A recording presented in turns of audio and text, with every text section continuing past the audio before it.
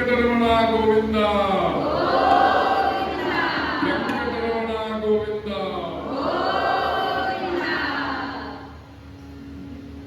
भगवंताची जी अनेक नावं आहेत त्यापैकी एक गोविंद हे नाव अतिशय सुंदर नाव आहे. या गोविंद नावाचं फल काय आपण पाहू. फार सुंदर नाव. या गोविंद नावाचा महिमा असा आहे, त्याचा जप करण्याचा प्रभाव असा आहे. तुम्ही नुसतं गोविंदा गोविंदा गोविंदा जप करू शकता. गोविंदाय नमः, गोविंदाय नमः. मी ताप उतरण्याकरता आता गोविंदाय नमः सांगितलं, ते लक्षात ठेवा. तर तोही विधी मी तुम्हाला सांगितला. 1000 विष्णूंचे नावं आहेत आणि या संपूर्ण 1000 नावांमध्ये पूर्ण प्रभाव या विष्णूंचा काही नावांमध्ये आहे. संपूर्ण विष्णू शक्ती काही नावांमध्ये समावलेली आहे. सगळ्या नावांमध्ये विष्णू शक्ती आहेच, त्याबद्दल प्रश्न नाही. पण त्यातल्या साखरेच्या पाकामध्ये गुलाबजाम जर का टाकले, प्रत्येक गुलाबजामाला साखरेचा पाक लागलेला असतो. प्रत्येक गुलाबजाम गोड असतो. पण 2-4 गुलाबजाम जर का वाटीमध्ये आले तर खाताना आपल्या लक्षात येतं की एखाद्या गुलाबजाममध्ये खूप जास्ती चांगली साखर त्याच्यात मिसळलेली असते. बाकी सगळ्या गुलाबजाममध्ये साखर असते, पण एखादा गुलाबजाम असा येतो की त्याच्यामध्ये जास्ती साखर असते. तसं अनेक जरी विष्णूंची नावं असली तर थोडे त्याचे अँगल बदलत सांगतो. तर एखाद्या गुलाबजामामध्ये जशी साखर असते तसं एखाद्या संपूर्ण सहस्रनामामध्ये काही विष्णूंचे नाव असे आहेत की त्याच्यामध्ये विष्णूंची पूर्ण शक्ती आहे. असं नाव जर का कुठलं असेल तर ते गोविंद आहे नाव. म्हणून काल मी जी 3 नावं सांगितली, अच्युताय नमः, अनंताय नमः, त्याच्यामध्ये सुद्धा नाव आलं गोविंदाय नमः. म्हणून स्वयंप्रभाव अशा नावांचा आहे. आणि अनेक प्रकारचे ऋषी मुनी साधक संत महात्म्य गृहस्थाश्रमी या गोविंद नावाचा अनेकांनी जप केलेला आहे. तुम्ही तिरुपती बालाजीला जर का गेलात तर तुम्हाला सगळीकडनं एकच शब्द ऐकायला येईल, गोविंदा गोविंदा गोविंदा, हे आपल्याला ऐकायला येईल. अनेक हजारो वर्ष या नावाचा जप झालेला आहे. आणि जर का या विष्णूंच्या मंत्रांच्या व्यतिरिक्त आपल्याला जर का सहस्रनाम म्हणणं शक्य नसेल तर केवळ असं एक नाव घ्यावं, गोविंद गोविंद असं नाव घ्यावं की जे आपल्याला संपूर्ण विष्णू सहस्रनामाच्या इतकं फल देऊ शकेल. असं हे नाव आहे. म्हणून त्याचा श्लोक लक्षात घ्या, म्हणजे तुमच्या लक्षात येईल काय काय मिळतं आपल्याला गोविंद जर का नाव म्हटलं तर. गोकोटि दानं ग्रहणेषु काशी. तुम्ही वाराणसी क्षेत्रामध्ये जर का ग्रहण काळामध्ये दान करावं असं आपल्याकडे सांगितलेलं आहे. ग्रहणाचं दान महत्वाचं आहे.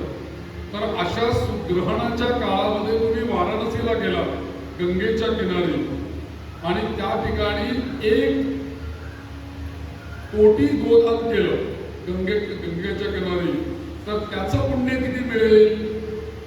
ग्रहणामध्ये 1 कोटी दान केल्याचं पुण्य. बर, प्रयाग गंगा युत कल्पवास. प्रयागराजला कल्पवास केला तुम्ही, ते अनंत वर्ष राहून. यज्ञायुतम मेरु सुवर्ण दानम.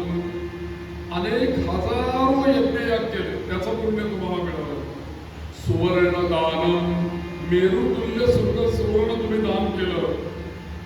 एवढं सगळं जरी पुण्य तुम्ही मिळवलं आणि एक तराजू घेतला, तराजूमध्ये एका पारड्यामध्ये तुम्ही गोविंद नाव ठेवलं आणि एका पारड्यामध्ये 1 कोटी गोदानाचं पुण्य टाकलं, सुवर्णदानाचं पुण्य टाकलं, प्रयागराजच्या कल्पवासाचं पुण्य टाकलं, तरी सुद्धा गोविंद नावाचं पारड हे जडत राहील. त्याची तुलनाच कोणाची होऊ शकणार नाही. नामना कदापि न तुल्यम. या सगळ्या पुण्याची तुलना या गोविंद नावाशी होऊच शकत नाही. इतकं गोविंद नाव श्रेष्ठ आहे.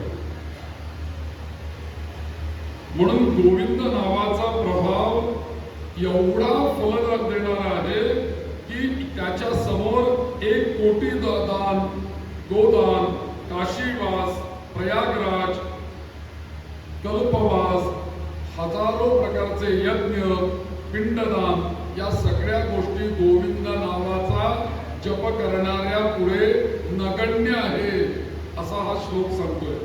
आणि हा श्लोक पद्मपुराणामधला आहे. गोविंद नावाची महती सांगणार. पुढे सांगतात त्या गोविंद नावाचं महात्म्य. पापा नलस्य तीर्थस्य या कुर्वन्तु भयं नरः गोविंद नाम मेधोधैर् नश्यते नीरबिन्दुभिः.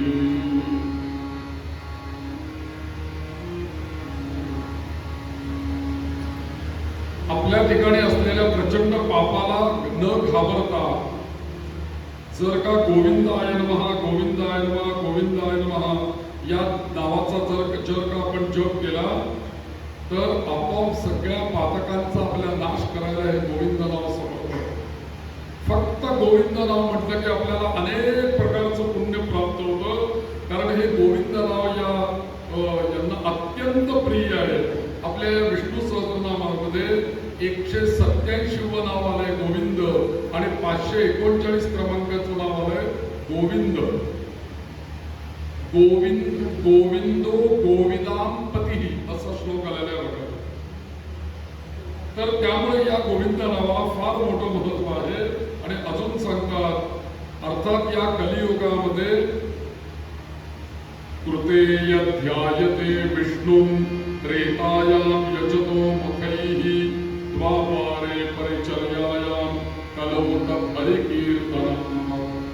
कृतयुगामध्ये जे तुम्हाला ध्यान करून पुण्य प्राप्त होतं ते पुण्य तुम्हाला कृतयुगात ध्यान करून पुण्य प्राप्त होत होतं. त्रेतायुगामध्ये तुम्हाला अनेक प्रकारचे यज्ञयाग करून पुण्य प्राप्त होत होतं. द्वापर युगामध्ये हरीची पूजा करून तुम्हाला पुण्य प्राप्त होत होतं. आणि या कलियुगामध्ये हे सगळं पुण्य आपल्याला फक्त गोविंदाय नमः, गोविंदाय नमः, गोविंदाय नमः म्हणून पुण्य ते प्राप्त होतं. इतकं हे गोविंद नाव श्रेष्ठ आहे. आणि म्हणून या कलियुगामध्ये या गोविंद नावाला अत्यंत महत्व आहे. एक नाव आहे बघा विष्णूंचं, जगन्नाथ. आपण म्हणतो ना विष्णू सहस्रनामाच्या पहिल्या प्रास्ताविकामध्ये आलाय बघा, जगन्नाथस्य भूपते. जगन्नाथ म्हणजे या संपूर्ण पृथ्वीचा स्वामी जगन्नाथ विष्णू. आपल्याकडे जगन्नाथ पुरी आहे, ओडिसामध्ये विष्णूंचं स्थान आहे ते. आणि त्या जगन्नाथाचा सुद्धा असं या गोविंद नावासारखा जर का उच्चारण आपण केलं नसतं, जगन्नाथ जगन्नाथ जगन्नाथ असं जरी या नावाचा उच्चार केला तर त्याचं महात्म्य असं सांगितलंय, ब्रह्महत्या बालहत्या गवामहत्या तथैव च ता सर्वा विलयन्ति जगन्नाथस्य दर्शनात् जगन्नाथस्य कीर्तनात्. केवळ जगन्नाथ जगन्नाथ जगन्नाथ म्हटल्याने, गोविंद गोविंद गोविंद म्हटल्याने अनेक प्रकारची पातकं तुमची नाहीशी होतात असे सामर्थ्य या गोविंद नावाला सांगितलेलं आहे. याच्या मागे एक छोटीशी कथा आहे. गोविंद नाव याला प्रिय काय एवढं? तर एकदा काय झालं की भगवान विष्णू आपल्या वैकुंठातनं निघाले आणि वैकुंठातनं निघाले आणि लक्ष्मीचं त्यांचं काहीतरी वाद झाला होता. ते लक्ष्मी कुठेतरी निघून गेली होती. म्हणून त्या लक्ष्मीचा शोध करत करत करत ते या पृथ्वी तलावर आले. आणि पृथ्वी तलावर आले तर फिरता फिरता त्यांना भूक लागली, तहान लागली. म्हणून एका ऋषींच्या आश्रमामध्ये गेले आणि त्या ऋषींच्याकडे भरपूर गायी होत्या. वेद शिकवायचे ऋषी आणि गायी भरपूर होत्या. म्हणून मग ते त्या विष्णू त्यांच्याकडे गेले आणि म्हणाले की मला भूक लागली आहे, मला तहान लागली आहे, तुमच्याकडे एवढ्या गायी आहेत, एक गाय यातली मला द्या, म्हणजे माझ्याजवळ दुधाची समस्या संपेल, मी ते दूध पेईन आणि माझं कार्य करत राहील. तर त्याच्यावरती ते म्हटले की तुम्ही माझ्या आता आश्रमामध्ये एकटे आलेले आहात, तुम्ही लक्ष्मीला कुठे घेऊन आलेला आहात, तुम्ही लक्ष्मी सहित माझ्याकडे या. मग तुम्ही जर का दाम्पत्य म्हणून जर का माझ्याकडे आला तर मी तुम्हाला गोदान करेन. एकट्याला गोदान घ्यायला परवानगी नाही, तुम्ही दाम्पत्य बनवून घ्या, मिळून पाहिजे मला. मग म्हटलं ठीक आहे, मी शोधतोच लक्ष्मीला. नंतर लक्ष्मी त्यांना भेटली आणि लक्ष्मी आणि नारायण हे दोघेही जण त्या ऋषींच्या आश्रमामध्ये गेले आणि म्हणाले आता आम्ही येतोय. तर नेमकं त्यावेळेला काय झालं, लक्ष्मी आणि नारायण त्या ऋषींच्या आश्रमात गेले. नेमके ऋषी कुठेतरी स्नानाला संध्येला नदीवरती निघून गेलेले होते आणि आश्रमात विद्यार्थी बसलेले होते, त्यांचे चेले सगळे. आणि नारायण आणि विष्णू लक्ष्मी दोघं जण उभे राहिले आणि म्हणाले आम्ही ऋषींनी मला सांगितलंय गोदान तुम्ही करणार आहात, म्हणून मी गाय न्यायला आलोय, मला गाय द्या, मला गाय पाहिजे. आता आम्ही दोघं जण आलोय त्यांच्या अटीप्रमाणे, त्या आता गोदान. तर ते बिचारे विद्यार्थी म्हणाले की आम्हाला नाही देता येणार, कारण गुरुजी नाही आहेत, आमचा तो अधिकार नाही. गुरुजींनी सांगितलं, गुरुजी कुठे आहे? ते म्हणाले अरे मी जगन्नाथ आहे, मी जगन्नियंता आहे, मी जगदाधीश आहे, मी महाविष्णू आहे, या सगळ्याचं पालन करता मी आहे, मला तू नाही म्हणतोस गोदान देत नाही. तो म्हणला तुम्ही जगाचे पालनहार असा, जगदाधीश असा, जगन्नाथ असा, नाही तर कोणी आता आमच्या या आश्रमाचे जगन्नाथ आमचे गुरुचे. ते जर का इथे आले आणि त्यांनी सांगितलं की यांना गाय द्या तर आम्ही देऊ, नाही तर अजिबात नाही, इथे तुम्हाला गाय मिळणार नाही. तर विष्णूंनी विचार केला कशाला या पोरांची वाद घालायचा आहे, जाऊ दे, आपला गोदान घेण्याचा योग नाही, बघू पुढे कोणीतरी दुसरा भेटेल. म्हणून लक्ष्मीचा आपला हात धरला, तिथून निघाले, बाहेर पडले आणि निघाले दक्षिणेकडे जायला लागले. आणि थोड्या वेळात ते ऋषी आंघोळ वगैरे करून स्नान संध्या करून आश्रमामध्ये आले आणि आल्याबरोबर त्या मुलांनी सांगितलं अहो ते कोणी जगन्नाथ आले होते आता लक्ष्मीला घेऊन, आणि तुम्ही काय त्यांना म्हणे सांगितलं होतं गाय दान द्यायची म्हणून, ते गाय मागत होते. अरे अरे अरे म्हणले तुम्ही काही दिलं नाही का त्यांना? थांबा थांबा म्हणे, कुठे गेले ते? मुलांनी दाखवलं ते दक्षिणेकडे गेले. ऋषींनी हातातलं सगळं जे काही होतं ते टाकलं आणि ऋषी पळत निघाले. नारायण साक्षात लक्ष्मी आणि नारायण दान मागण्याकरता माझ्या घरामध्ये आले आणि ते दान काही न देता निघाले आणि परत गेले. ऋषी म्हणले नाही त्यांना गाठणार मी आणि काहीतरी आता त्यांना मला तर द्यायला पाहिजे, म्हणून ते पळत पळत धावत पळत त्या दक्षिणेच्या दिशेने निघाले. आणि मग त्यांनी या लक्ष्मी आणि नारायणांना गाठलं, त्यांची क्षमा मागितली आणि ते म्हटले आता मी तुझ्या परत आश्रमामध्ये येणार नाही. आता म्हणे तू मला जिथे गाठलंयस तिथेच मी लक्ष्मीला घेऊन राहील आणि लक्ष्मीला मी माझ्या जवळ पण ठेवणार नाही. मी या पर्वतावर राहील, लक्ष्मी खाली राहील, पण मला रोजच्या दुधाची व्यवस्था तू करायची. आणि मग ते धावत पळताना तेलुगू भाषेमध्ये गो म्हणजे गाय, इंदू म्हणजे गाय घेण्याकरता या, गोइंदू गोइंदू असं ते तेलुगू भाषेमध्ये होतं.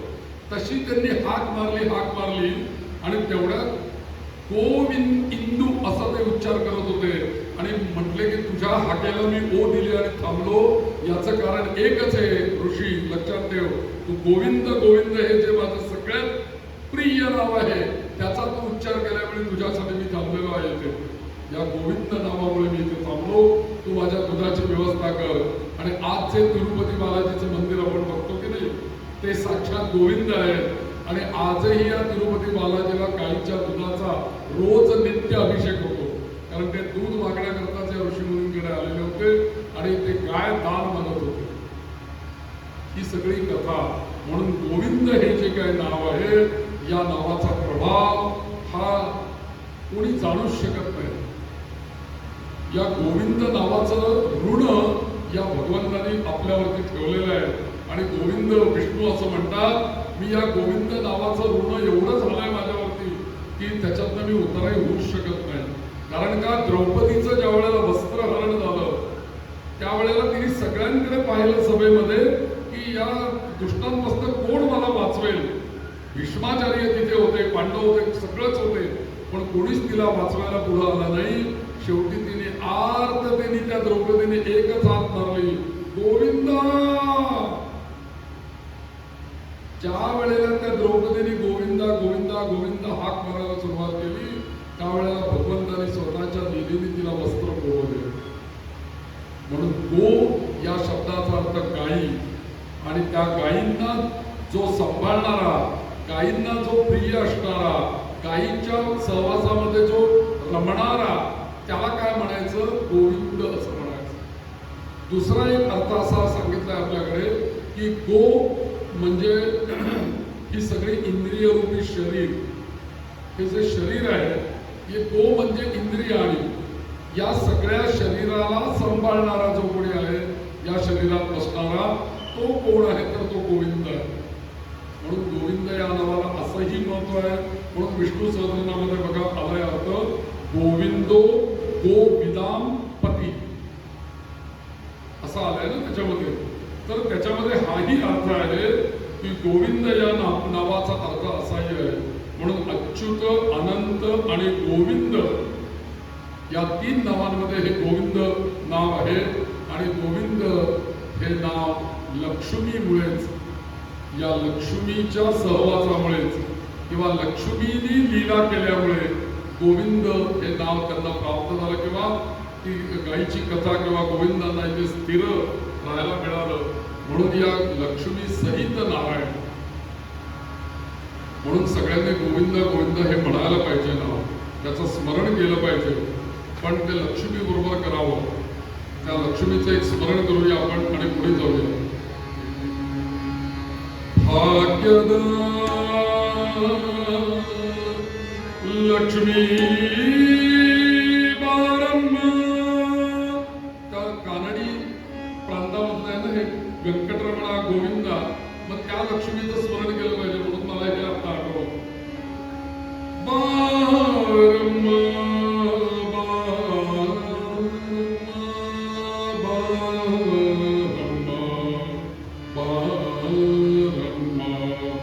सौभाग्यदा लक्ष्मी बारम्मा नम्मम्मानी. सौभाग्यदा लक्ष्मी बारम्मा मानी. सौभाग्यदा लक्ष्मी बारम्मा नम्मम्मा नम्मम्मा नम्मम्मानी. सौभाग्यदा लक्ष्मी बारम्मा बारम्मा बारम्मा बारम्मा बारम्मा.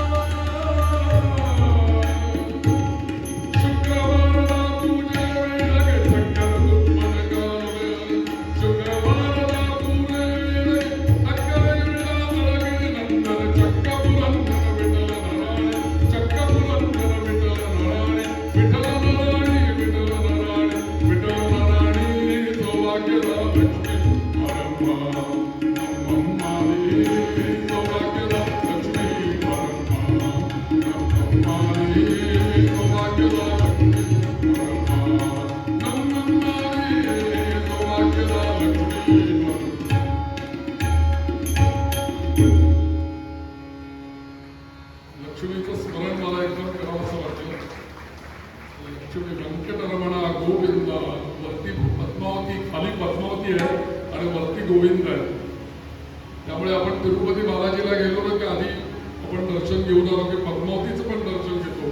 आणि कित्येक लोक बालाजीला दर्शनाला जातात आणि तिथून पुढे महालक्ष्मीचं दर्शन घ्यायला कोल्हापूरला येतात.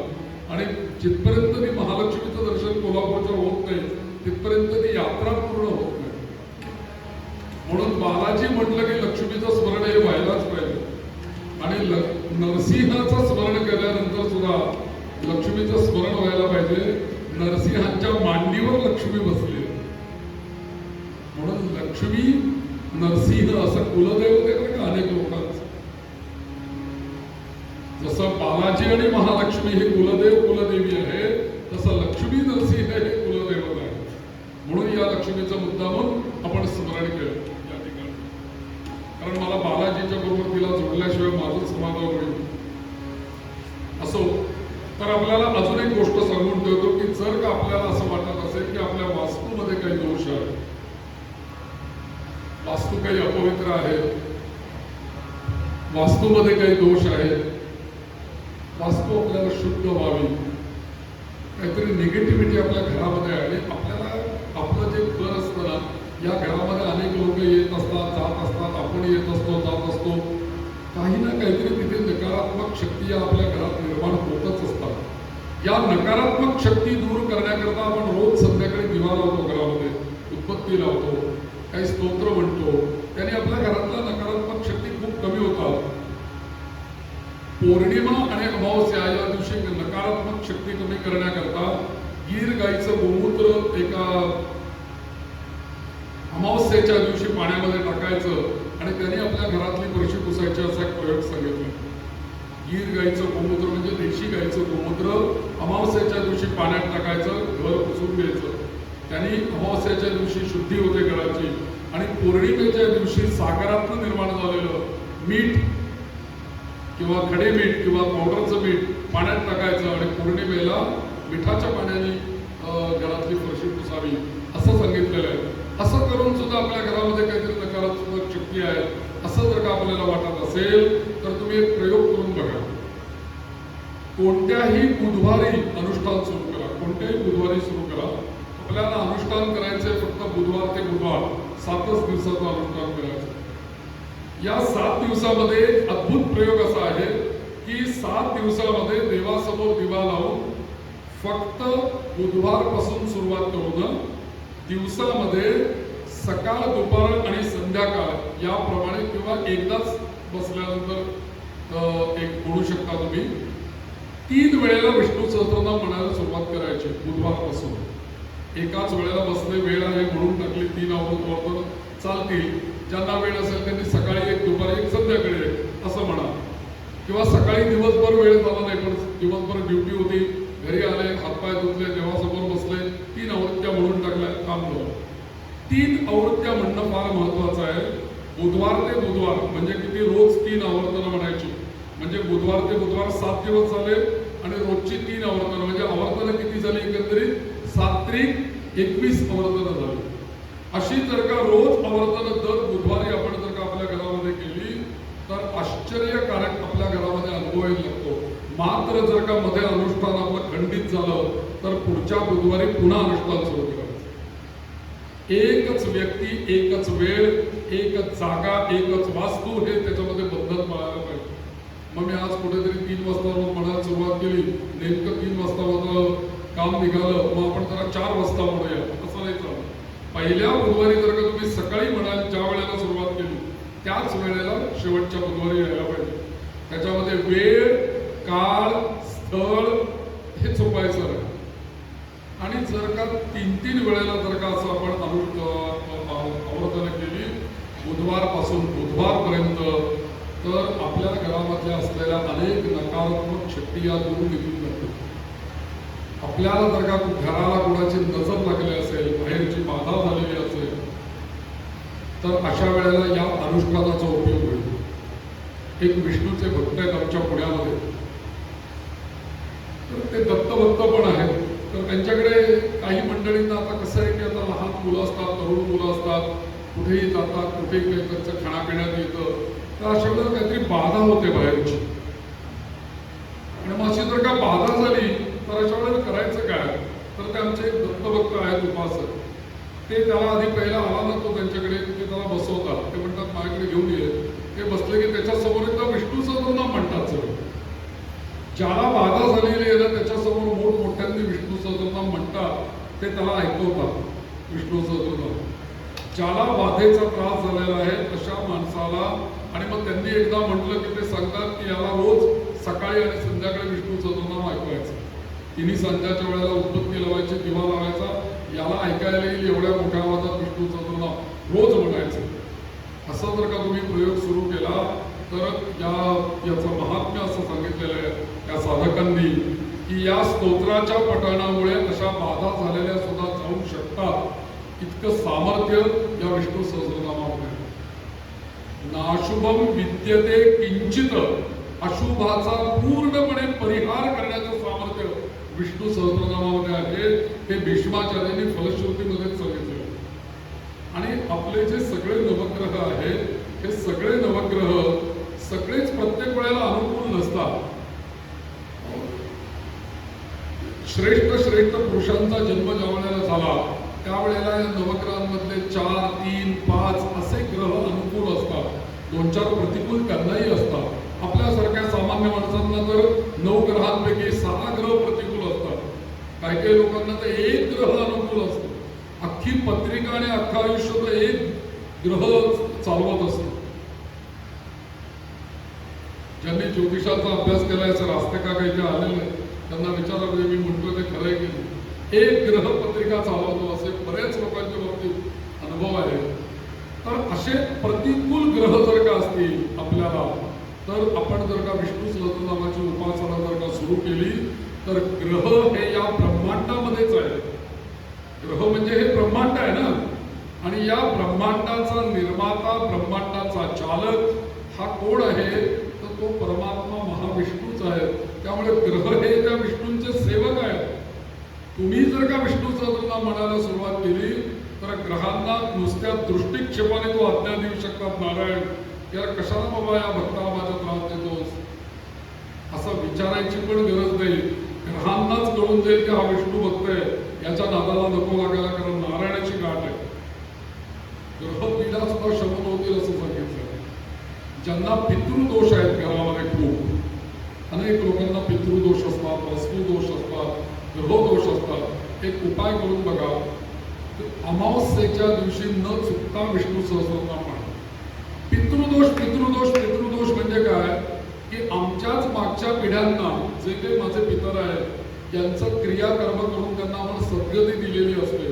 पण असे काही पितृगण असतात की ज्यांना एवढं सगळं कर्म, पिंडदान सगळं करून सुद्धा गती नाही मिळत.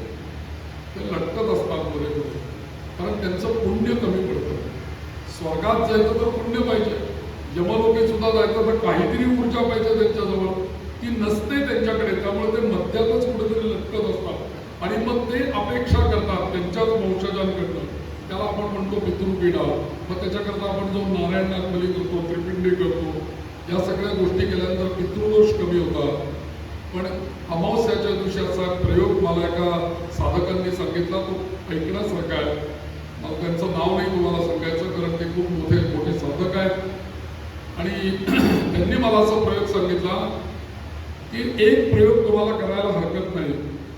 जे पितृगण आहेत की ज्यांना पुण्य कमी पडत आहे, तुम्ही अमावस्याच्या दिवशी विष्णू सहस्रनाम म्हणा. आपल्याला जसं येईल तसं म्हणा. हातामध्ये पाणी घ्या, दक्षिण दिशेला तोंड करायचं बरं, कारण पितरांची दिशा दक्षिण दिशा आहे. दक्षिण दिशेला तोंड करून एक दिवा लावायचा, त्याच्यासमोर बसायचं आणि विष्णू सहस्रनाम म्हणायचं. आणि विष्णू सहस्रनाम म्हणून झाल्यानंतर हातावर पाणी घ्यायचं आणि फक्त मनोमन नारायणाला प्रार्थना करा की हे नारायणा, हे विष्णू, हे गोविंदा, हे गोपाला, माझे जे पितृगण जे मला त्रास देत आहेत, ज्यांना सद्गती मिळालेली नाही आहे, आज या अमावस्येच्या दिवशी म्हटलेले हे जे विष्णू सहस्रनाम आहे त्यापासून जे पुण्य मला मिळालेलं आहे, ते पुण्य मी त्या पितरांच्या चरणी अर्पण करतो किंवा अर्पण करते. आणि त्या पुण्याईनी त्या सगळ्या पितरांना सद्गती प्राप्त होऊ दे, म्हणून तुम्ही ते उदक सोडून द्या. आणि हात जोडून पितरांची प्रार्थना करा. तुम्ही बघा की अमावस्या ही पितरांची आहे. अमावस्याच्या दिवशी जर का पितरांना आपण दान केलं तर ते पितरांपर्यंत पोहोचतं. पंचांगामध्ये कॅलेंडरवरती लिहिलेलं असतं बघा, दर्श श्राद्ध असं लिहिलेलं असतं. दर्श म्हणजे अमावस्या. दर अमावस्याला पितरांचं श्राद्ध करायला सांगितलं धर्मशास्त्राने. आणि त्यामध्ये कोणकोणते पितर घ्यावेत तर आपले वडील, आजोबा, पणजोबा, आई, आजी आणि पणजी, आणि आपल्या आईचे वडील, आजोबा, पणजोबा, आपल्या आईची आई, आजी आणि पणजी, एवढ्या 6 पिढ्यांचं श्राद्ध दर अमावस्याला गृहस्थाश्रमातल्या माणसांनी करायला सांगितलं. आपल्याकडनं ते करणं होत नाही, आपण ते करत नाही. निदान त्या दिवशी या सगळ्या पितरांना सद्गती व्हावी म्हणून आपण विष्णू सहस्त्रनाम म्हणू शकतो की नाही, ते आपल्या हातात आहे. आणि त्या दिवशी आपल्या घरातले पितृदोष जावे म्हणून एक 2 गोष्टी आपण करू शकता. विष्णू सहस्त्रनाम म्हणण्यापूर्वी तांदूळ, डाळ, साखर, गूळ, तूप, तेल असा एक शिधा काढून ठेवा, बाजूला समोर ठेवा. त्याच्यावर एक तुळशीचं पान ठेवा. सगळं विष्णू सहस्त्रनाम म्हणा, पितरांना पुण्य अर्पण करा. आणि हा जो शिधा आपण त्या दिवशी बाजूला ठेवलेला आहे, कुठल्याही स्नान, संध्या, वेद अध्ययन करणाऱ्या ब्राह्मणाला हा शिधा लिहून द्यावा. समजा असा कोणी ब्राह्मण नसेल तेवढाच लिहून द्यावा. हा शिधा तो पितरांच्या नावाने त्या दिवशी दान करायला सुरुवात करा. असं जर का आपण एक 4, 5, 6, 7 अमावस्या जर का केलं तर आपले पितृदोष नक्की कमी होतील असं याच्यामध्ये सांगितलेलं आहे. आणि म्हणून विष्णू सहस्त्रनामाच्या फलश्रुतीमध्ये सांगितलेलं आहे की पौर्णिमा, अमावस्या, एकादशी, द्वादशी या दिवशी आवर्जून विष्णू सहस्त्रनाम म्हटलं आहे. अमावस्याला म्हटलेल्या विष्णू सहस्त्रनामाचं फल आहे पितरांची तृप्ती. पौर्णिमेला सहस्त्रनाम जर का आपण म्हटलं तर लक्ष्मी प्राप्ती. शुक्रवारी विष्णू सहस्त्रनाम म्हटलं लक्ष्मी प्राप्ती. बुधवारी जर का विष्णू सहस्त्रनाम म्हटलं तर आपल्याला सर्व प्रकारच्या पीडा बाधा नष्ट करण्याचं सामर्थ्य त्या वारामध्ये आहे. आणि श्रवण नक्षत्र 27 नक्षत्रांमधलं श्रवण नक्षत्राची देवताच नारायण आहे. त्यामुळे ज्या दिवशी श्रवण नक्षत्र असेल त्या दिवशी तर विष्णू सहस्त्रनाम म्हणायचं चुकवूच नाही. आर्द्रा नक्षत्र असेल त्या दिवशी शंकरांची सेवा करा, आणि श्रवण नक्षत्र असेल त्या दिवशी विष्णूंची सेवा करा. निश्चित तुम्हाला ती सेवा फलद्रूप होईल. आणि असं सांगितलेलं आहे या पद्मपुराणाने की एकादशीच्या दिवशी तुम्हाला आज असं वाटतं ना की भगवंताने आम्हाला दर्शन द्यावं, भगवंताने आम्हाला सहवास त्याचा लावावा, आमच्या समोर यावं, आम्हाला दर्शन द्यावं, आमच्याशी बोलावं, असं ज्याला वाटतं ना त्यांनी एकादशीच्या दिवशी पूर्ण निर्जला उपवास करायचा. काही खायचं नाही, प्यायचं नाही, काही नाही. सूर्योदयाला जप करायला सुरुवात करायची. समजा आम्ही आज एकादशी आहे, आम्ही गोविंदाय नमः गोविंदाय नमः गोविंदाय नमः घेतलं समजा, किंवा विष्णवे नमः कुठलंही एक नाव घेतलं किंवा विष्णू सहस्त्रनाम घेतलं. सकाळी सूर्योदय ते सूर्यास्त एवढ्या 12 तास काय 13 तास असतील. या काळामध्ये एकादशीच्या दिवशी जर का आम्ही अखंड अनुष्ठान केलं, न खाता पिता आणि आसन मोडता, उठायचं नाही, काही नाही, 12 तासाची बैठक लावायची. 12 संख्येला महत्व आहे, 12 तास बैठक करायची. असं जर का केलं तर पद्मपुराण आपल्याला असं म्हणतं, जे फल आपल्याला कृतयुगात मिळत होतं, त्रेतायुगात मिळत होतं, सत्ययुगामध्ये मिळत होतं, ते सगळं फल भगवंताच्या कृपेने एक दिवशी जर का तू असं अनुष्ठान केलंस 12 तासाचं, सूर्योदय ते सूर्यास्त, तर तुला इथे भगवंताच्या कृपेने प्राप्त होईल. म्हणून एकादशीला महत्व. बाकी कुठलेही उपवास करता आले न करता आले सोडून द्या, पण एकादशी कधी चुकवू नका. कारण एकादशी हे एक व्रत असं आहे की जे व्रत तुम्हाला या इहलोकामध्येही फल देणार आहे आणि परलोकी सुद्धा फल देणार आहे. एकादशी या व्रताचं महत्व असं आहे की जेव्हा गरुड पुराणाने आपल्याला असं सांगितलंय की जेव्हा ते यमदूत त्या जीवाला घेऊन जातात यमलोकी, त्यावेळेला जाताना ते पहिला त्याला प्रश्न विचारतात. तो नरकातनं जायला लागतो, त्यावेळेला तो म्हणतो, अहो मला त्या नरकातनं का तुम्ही घेऊन चाललाय? मग ते पहिला प्रश्न विचारतात, बाळा तू कधी एकादशी व्रत केलं नाहीस, एकादशी केलीस का? तू जर का एकादशी केली असतीस तर तुला या मार्गाने आम्ही घेऊन गेलो असतो. तू एकादशी केली नाही म्हणून तुला या मार्गाने घेऊन जातोय. म्हणजे एकादशीचं पुण्य आपल्याला परलोकी सुद्धा उपयोगी पडतं अशी एकादशी.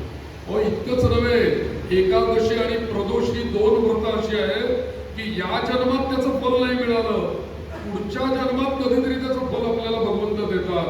तुम्ही गुरुचरित्र उघडा, प्रदोष व्रताचं फल आहे की नाही? त्याचप्रमाणे एकादशी आहे, लक्षात घ्या. या जन्मात जरी एकादशीचं फल नाही मिळालं ना, पुढच्या जन्मात भगवंत त्याचं फल दिल्याशिवाय आपल्याला राहणार नाही अशी एकादशी. म्हणून एकादशी आपल्याला सगळ्या करायला खरं म्हणजे 24 एकादशी आहेत. 24 एकादशा नाही जमल्या आम्हाला करायला तर निदान चातुर्मासामधल्या किती येतील? 8 एकादशा तेवढ्या तर करायला. समजा 8 एकादशा पण आम्हाला जमणार नाही एखादा म्हटला, काही हरकत नाही. चातुर्मासातल्या 4 एकादशा कर, शुक्ल पक्षातल्या, म्हणजे 4 एकादशा प्रत्येक महिन्याला एकदाच एकादशी करायची. एक जर म्हटला ते 4 सुद्धा जास्त होते, एखादे अजून कमी करा की फार होते. म्हटले ठीक आहे, काय हरकत नाही, अजून एक कमी करू म्हणतो. मग म्हटले देवशयनी कुशपरिवर्तिनी देव प्रबोधिनींच कुर्यात. बस म्हटले 3 एकादशा तरी कर. कुठली कुठली करायची? देवशयनी आषाढी एकादशी, कुशप परिवर्तिनी म्हणजे कुठली एकादशी? भाद्रपद गणपती बसल्यानंतर अनंत चतुर्दशीच्या आधीची येते एकादशी, गणपतीमध्येच 10 दिवसामध्ये. ती एकादशी परिवर्तनी एकादशी आहे. म्हणजे त्या दिवशी विष्णू जे आहेत ना, ते आपल्या उजव्या कुशीवर झोपलेले असतात, ते आपले कूस बदलतात, डाव्या कुशीवर येतात. म्हणून ती एकादशी चुकवायची नाही. आणि त्याच्या पुढची कुठली? प्रबोधिनी एकादशी, कार्तिक एकादशी. कमीत कमी 3 एकादशा तरी वर्षभरात जरी केल्या तरी सुद्धा संपूर्ण वर्षाच्या एकादशीचं फळ तुम्हाला मिळेल. पण नुसती एकादशी साबुदाणा खाऊन करू नका. ज्या दिवशी तुम्ही एकादशी कराल त्या दिवशी जेवढ्या वेळेला जमेल तेवढ्या वेळेला विष्णूचं नाम म्हणा. आणि जो खायला प्यायला जो काही वेळ लागतो ना, तो सगळा वेळ विष्णूंच्या नावाला देऊन टाका. त्या दिवशी शरीराला खाद्य एकच, विष्णू नामाने, तेच खायचंय आपल्याला. आजकाल तुम्ही बघा, हे जे सगळे आमच्या पुण्यामध्ये तर खूप मोठे डायट काय त्यांना म्हणतात टीचर्स आहेत आणि ते डायट शिकवतात लोकांना. आणि मग ते काय सांगतात, 300 ग्रॅम पनीर खा, 200 ग्रॅम बटाटा खा आणि अशा प्रकारची वेगवेगळी डाएट्स देत असतात. आणि लोक त्याच्या मागे हवं त्यांनी सांगितलंय अमुक डाएट आणि त्याच्याप्रमाणे ते डाएट्स करत असतात. पण तुम्ही विचार करा, हजारो वर्षापूर्वी आपल्या भारतीय सनातन धर्म संस्कृतीने संपूर्ण महिन्याभराचं किंवा वर्षभराचं जे काही उपवास व्रत वैकल्यांचं जे काही शेड्यूल लावलेलं आहे, सर्वात मोठं ते एक डाएट आहे, लक्षात घ्या. आज आम्ही त्या दृष्टीने त्याच्याकडे बघत नाही, म्हणून आम्हाला त्याचं महत्त्व कळत नाही. आणि आम्ही ते पाश्चात्य आलेली डाएटची सगळी यादी आम्ही घरामध्ये चिकटवून ठेवतो आणि ते फॉलो करायला जातो. पण त्याच डाएटमध्ये आम्ही असा विचार करत नाहीये की आमच्याकडे प्रदोष करायला सांगितलंय, संपूर्ण दिवस उपवास करायचा, संध्याकाळी जेवायचं. चतुर्थीला दिवसभर उपवास करायचा आहे, चंद्रोदयानंतर जेवायचं आहे. म्हणजे त्या दिवशी वर्षभरामध्ये खरं तर आपल्याला भोजन करायचं आहे. रोज 7:30 ते 8:30 पर्यंत आपलं जेवण रात्रीचं झालं पाहिजे, तो आपली जेवणाची वेळ आहे. पण चतुर्थीच्या दिवशी चंद्रोदयाच्या निमित्ताने तुम्ही महिन्यातनं एकदा जर का भोजन केलं तरी ते तुम्हाला आरोग्याला हितावह आहे म्हणून सांगतो. एकादशीचा उपवास कसा करायचा ते सांगतो. एकादशीचा उपवास करताना दशमीला एकादशीचा उपवास सुरू होतो. दशमीला सुरू होतो. उद्या एकादशी म्हणून आज भरपूर असं नाहीये एकादशी. उद्या एकादशी जर का असेल, समजा 2 तारखेला एकादशी आहे, तर 1 तारखेला संध्याकाळी मी काही जेवायचं नाही. मी खायला तर अगदी हलका आहार घ्यायचा. 2 तारखेला एकादशी सुरू झाली, 2 तारखेला पूर्ण काहीही खायचं नाही आणि प्यायचं पण नाही. तसंच उपवास रात्री पण करायचा. दुसऱ्या दिवशी जेव्हा द्वादशी सुरू होईल 3 तारखेला, त्यावेळेला आपण स्नान करायचं, विष्णूंची पूजा करायची, विष्णूंना नैवेद्य दाखवायचा आणि आपला उपवास सोडायचा. याला एकादशीचा उपवास असं होता. म्हणजे 24 तास फास्टिंग आहे, without water and without food. असं जर का फास्टिंग तुम्ही महिन्यातनं 2दा केलं तर याचं उत्तर मी तुम्हाला सांगतो, हे माझ्या पदरचं नाही आहे. मी एक व्हॉट्सअप युनिव्हर्सिटीमध्ये वाचलेलं व्हॉट्सअप युनिव्हर्सिटीमध्ये असं आलेलं होतं की म्हणजे त्यांनी एकादशी सांगितलेलं नव्हतं, तर त्यांनी सांगितलं की आजकाल अनेक लोकांना, अगदी तरुण लोकांना कॅन्सर होतोय, डायबिटीस होतोय किंवा मोठमोठ्या रोग होत आहेत तरुण लोकांना. तर अशा वेळेला जर का तुम्ही महिनाभरामध्ये जर का 2दा विदाऊट वॉटर फास्टिंग केलं 24 आवर, तर तुमच्या शरीरामध्ये कॅन्सरचे जंतू निर्माणच होणार नाहीत, असं त्यांनी त्या लेखामध्ये लिहिलेलं आहे. मग मला तुम्ही सांगा, ऋषीमुनींना किंवा आमच्या पुराण काळापासून महिन्यामध्ये 2 एकादशी सांगितले की नाही विदाऊट वॉटर फास्टिंग. मग आम्हाला 90व्या 100व्या वर्षापर्यंत कधी कॅन्सर होणार नाही, कारण आम्ही एकादशी केलेली आहे. आता तुम्हाला एक दृष्टांत म्हणून मी अनुभवलेला सांगतो. आमच्या सहकार नगरमध्ये एक मला आजोबा भेटले आणि त्या आजोबांचं वैशिष्ट्य असं की मलाही खरं तो आनंदाचा दिवस होता. 100 वर्ष पूर्ण झाल्याची त्यांची शांत करण्याला मला संधी मिळाली आणि त्या आजोबांचं वय होतं 100 वर्ष. आणि ते आजोबा अगदी व्यवस्थित गप्पा मारत होते, बोलत होते. मी त्यांच्याकडे गेलो, शांत त्यांची व्यवस्थित केली आणि मी चहापाणी घ्यायला बसलो आणि निघालो होतो. तेवढ्यात मला वाटतं की आजोबांना विचारलं त्यांची एक मुलाखत, बाबा तुम्ही इथपर्यंत कसे पोहोचला, आम्हाला तिथपर्यंत पोहोचायचं असेल तर काय करायचं. अशा दृष्टीने मी त्यांना एक प्रश्न विचारला. म्हटलं आजोबा, तुम्हाला शताब्दी प्राप्त झाली याचं रहस्य काय सांगाल, काय तुम्ही सांगाल आमच्यासारख्या लोकांना, कसे इथपर्यंत पोहोचला. तेव्हा त्या आजोबांनी मला उत्तर दिलेलं फार महत्वाचं उत्तर. ते म्हटले, बाळा, मला संपूर्ण आयुष्यभरामध्ये लहानपणापासून आजपर्यंत मला काय केलं मी ते काही मला आठवत नाही, पण 2च गोष्टी मला आठवतात की मी संपूर्ण आयुष्यभर एकादशी कधी चुकवली नाही आणि रामकृष्ण हरी हे सोडलं नाही.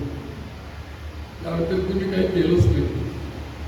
मला त्या दिवशी हा व्हॉट्सअप युनिव्हर्सिटीचा लेख मी वाचला आणि आजोबांनी सांगितलेलं मी वाचलं.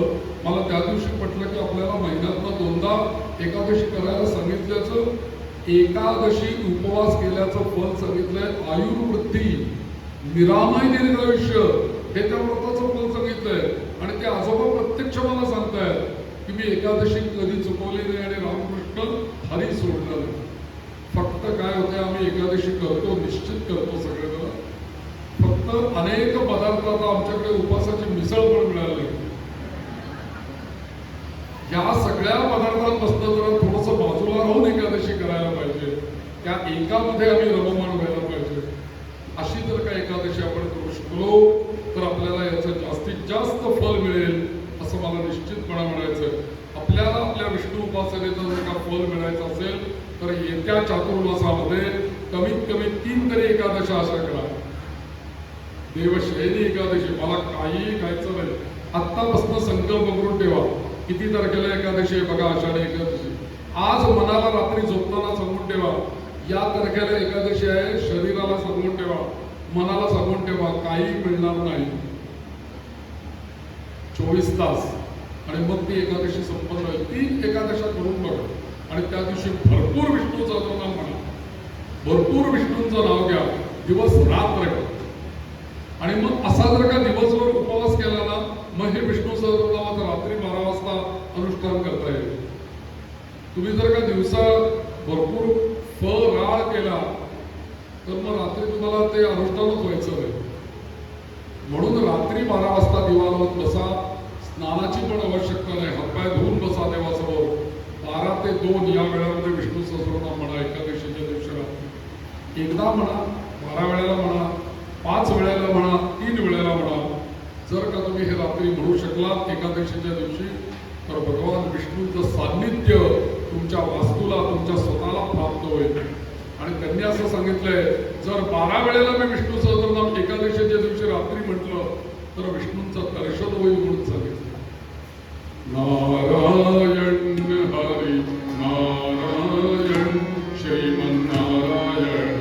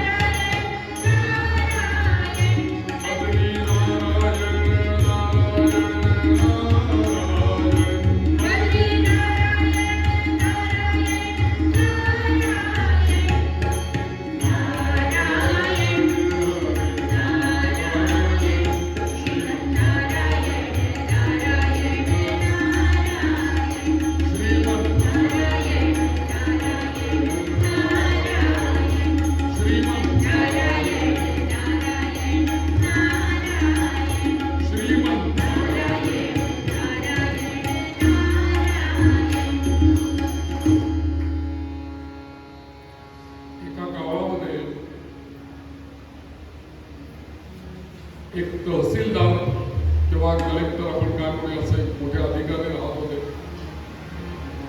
आणि त्यांच्याकडे काम करणारा एक कारकून होता आणि तो कारकून ब्राह्मण घराण्यातले होते, त्यामुळे रोज स्नान संध्या आणि रोज ते विष्णू सहस्रनाम आपल्या ओसरीवर किंवा त्या देवघरामध्ये, जुन्या वाड्यातली कल्पना करा की जुन्या वाड्यामध्ये ते देवघर आणि त्या देवघरामध्ये बसून रोज विष्णू सहस्रनाम म्हणायचं, गीतेचे 1-2 अध्याय म्हणायचं, असा त्यांचा रोज परिपाठ. आणि पूर्वीच्या काळी लोक अशी मनातल्या मनात वगैरे काही म्हणत नव्हते, तुला मोठ्यांनी म्हणायचे सगळे, त्यामुळे ते मोठ्यांनी म्हणायचं. त्यांच्या घरामध्ये एक शेतकरी गडी म्हणून तो गाई गुरांचं काम करायला, झाडझूड करायला असा एक रोज म्हातारा मनुष्य येत असेल. आणि काय व्हायचं की हे जेव्हा म्हणायला बसायचे त्यावेळेला तो शेतकरी तिथे बसून असा ऐकत बसायचा. यांचं म्हणणं झालं की ते देवघराच्या बाहेर यायचे, तीर्थ त्याला द्यायचे, तो त्याच्या कामाला लागायचा, हे यांच्या कामाला. असा अनेक वर्षाचा परिपाठ त्यांच्या घरात चाललेला होता. होता होता काही दिवसांनी काय झालं की हा जो शेतकरी होता तो खूप आजारी पडला. त्याला काही उठून चालता येणं, म्हाताराच होता. त्यावेळेला 1 महिना 15 दिवस झाले त्यांनी त्या शेतकऱ्यांनी निरोप पाठवला, महाराज साहेब एक काम करा, तुम्ही जे रोज म्हणता ना, जे काही घरामध्ये म्हणता ते तुम्ही काय म्हणता ते मला काही माहित नाही, पण ते मला गेल्या 15-20 दिवसामध्ये आजारपणामुळे ऐकायला मिळालं नाही. तुम्ही माझ्या घरी येऊन मला ते ऐकवाल का? माझी विनंती, मला ते फार ऐकण्याची इच्छा आहे. आणि त्याची इच्छा आणि तो ऋणानुबंध लक्षात घेऊन यांनी असा विचार केला की आपल्या घरातल्या असल्यासारखाच आहे म्हणून हे रोज त्या म्हाताऱ्याला जाऊन, त्या शेतकऱ्याला जाऊन त्याच्या घरी आपल्या ऑफिसच्या कामावर येताना त्याच्या घरी जायचे, हातपाय धुवायचे, 15-20 मिनिटं विष्णू सहस्रनाम भगवद्गीतेचा एक अध्याय ऐकवायचे, घरी यायचे. असा रोज तो क्रम सुरू झाला. होता होता असा 1 महिना 1.5 महिना गेला असेल आणि त्याच्या आजारपणामुळे, वृद्धत्वामुळे तो म्हातारा गेला, वारला. वारल्यानंतर मग यांचं जाणं तिथे संपलं. हे आपल्या घरी आले, नित्याप्रमाणे आपले नित्यक्रम सगळा सुरू केला त्यांनी. आणि एक 2-4 महिने होऊन गेले. 2-4 महिन्यांनी हे एक दिवशी पूजा करत असताना जरा त्यांना लवकर जायचं होतं त्यांच्या कामाला, म्हणून ते जरा पहाटेच्या वेळेला असं अंधार असताना ते पूजा करत होते. आणि त्यावेळेला त्यांनी देवघराच्या खिडकीतनं बाहेर बघितलं. त्यावेळेला त्या अंधाऱ्यासारख्या, अंधार उजेड अशा अवस्थेमध्ये त्यांच्या त्या घरामध्ये जिथे तो म्हातारा बसायचा रोज, तिथेच तो म्हातारा पुन्हा येऊन बसलेला त्यांना दिसला. एकदम ते चक्रावले, बाहेर आले देवघराच्या आणि त्यांना तो दिसल्याबरोबर त्याला बघितलं, त्यांनी यांना बघितलं, यांनी त्याला बघितलं आणि ते एकदम म्हटले, अरे तुला तर 4 महिन्यापूर्वी आम्ही पोहोचवून आलो, सगळं तुझं क्रियाकर्म केलं आणि तू इथे कसा काय इथे आलास? तर तो म्हणाला की मी तुम्हाला भेटायला आलोय आणि तुम्ही मला ओळखणार नाही. आत्ता ज्या वेशामध्ये मी असतो तो वेश जर का मी इथे घालून आलो असतो तर तुम्ही मला ओळखलं नसतं. तुम्ही ज्या वेशामध्ये मला पाहिले, पागोट, छोटं धोतर शर्ट, तोच वेश घालून मी मुद्दाम बोलवला की तुम्ही मला ओळखावं, मी तुम्हालाच भेटायला आलो. म्हटले का? कुठे असतोस म्हणे तो, काय करतोस म्हणे तू? तो म्हटला की मला ज्या वेळेला मृत्यू आला त्यावेळेला म्हणे 2 एक राक्षस होते आणि एक देव, असे 2 जण म्हणे न्यायला आले. म्हणजे यमदूत आणि विष्णुदूत, हे 2घही जण न्यायला आले आणि त्या दोघांच्या मध्ये भांडणं झाली, युद्ध झालं आणि ते विष्णुदूत जिंकले आणि मला त्यांनी घेतलं आणि वैकुंठात घेऊन गेले. मला कळेना, नारायण भगवंत समोर शंखचक्र गदाधारी त्या वैकुंठात उभे, मी त्यांना बघितलं आणि आश्चर्याने धक्का झालो, मी इथे कसं काय आलो वैकुंठामध्ये? तेव्हा नारायणांनी मला सांगितलं की काळजी करू नको, भिण्याचं तुला काही कारण नाहीये, कारण गेले अनेक वर्ष तू अमुक व्यक्तीचं रोज विष्णू सहस्रनाम आणि भगवद्गीता तू ऐकलेली आहेस. त्यावेळेला त्याला कळलं की विष्णू सहस्रनाम आणि भगवद्गीता म्हणत होते आणि मी ऐकत होतो. आणि मग ते म्हणले असं काय ऐकलं म्हणून मग काय, म्हणून म्हणे तुला मी माझ्या समोर आणलाय वैकुंठामध्ये आणि म्हणे आता तू काही सामान्य नाहीयेस, कारण तू हे ऐकलंयस वर्षानुवर्ष, तुला म्हणे माझा दूत म्हणून, यमदूत म्हणून तुला मी आता तुझी नियुक्त करतो, तू दूत म्हणून आता काम करायचं. आणि आज म्हणे नारायणाने मला अशी आज्ञा केली की अमुक एक तुमच्या गावचा तहसीलदार आहे, त्या तहसीलदाराला संध्याकाळी घेऊन यायचंय म्हणे मागे. त्यामुळे कसं घेऊन यायचंय तर म्हणे बघ खाली गेल्यानंतर तो तहसीलदार संध्याकाळी त्याच्या घरात म्हणे एक मार्का घोडा आहे, बरेच वर्ष त्यांनी बांधून ठेवलेला आहे दोरीत त्याला. संध्याकाळी अचानक काहीतरी घटना घडेल आणि त्या घोड्याची अवकळ घोड्याची दोरी सुटेल आणि त्यातनं तो उधळेल आणि मग त्याचे सगळे नोकर चाकर त्या घोड्याला आवरायला पळतील. तो कोणालाच आवरणार नाही. मग हा तहसीलदार रागाने पळत पळत बाहेर येईल आणि जाईल त्या घोड्याला पकडायला.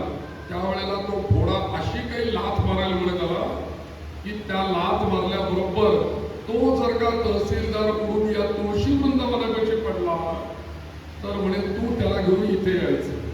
पण समजा जर का तो पलीकडे पडला तुळशी वृंदावनातला तर तो आपल्या हद्दीत नाही, मग यमदूत घेऊन जातो. ते म्हणले असं आहे का? म्हणले मग ही सांगू का मी त्याला जाऊन? अहो म्हणे सांगायचं नाही, तुम्हाला सांगतोय. म्हणे हे खरं कशावरून? चला म्हणे संध्याकाळी तुम्ही जाऊन बघा तिथे.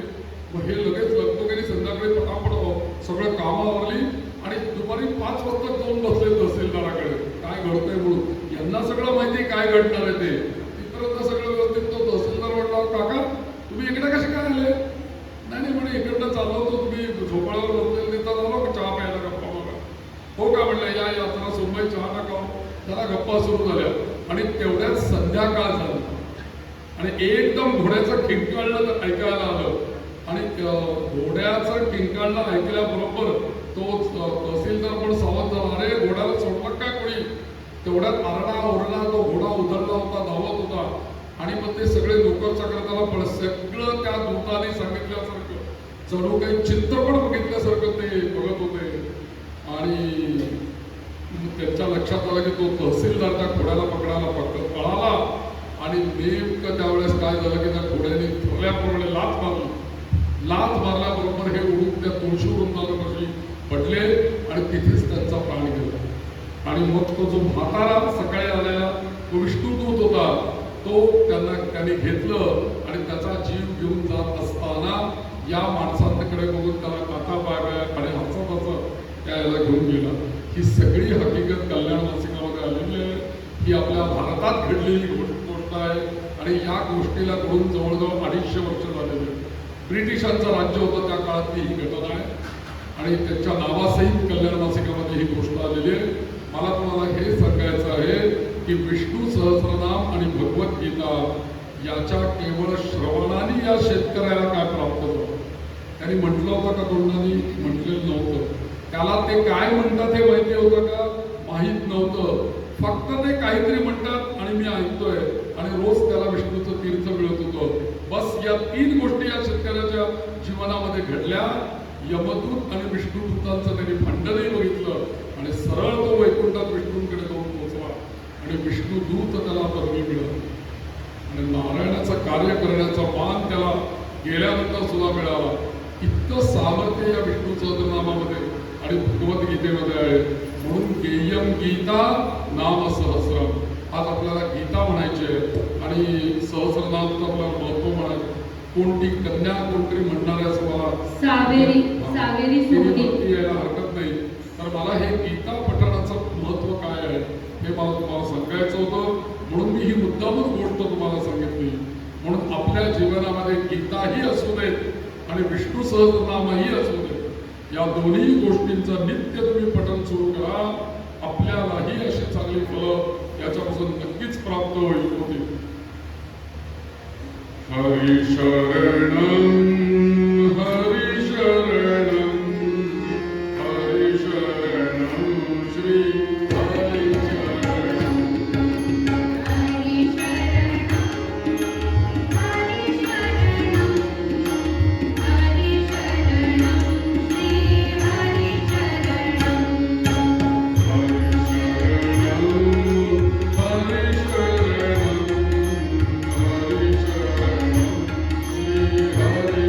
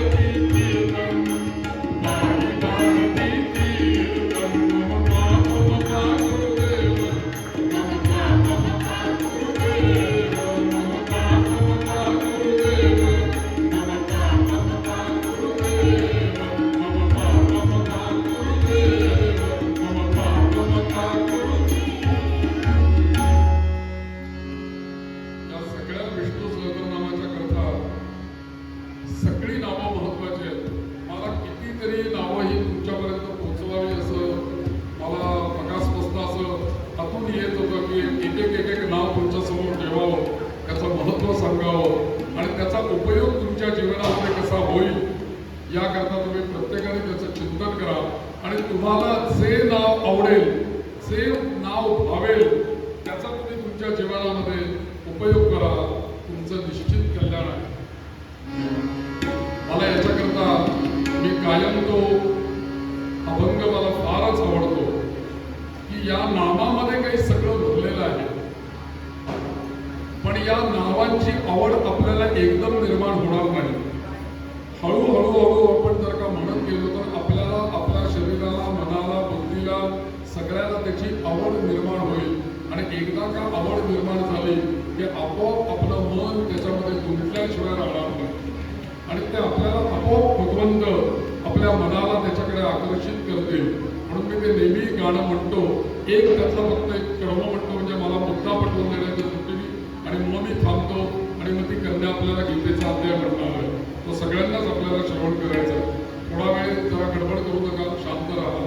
आरती लगेच त्याला सोडून मी आरती म्हणणार आहे.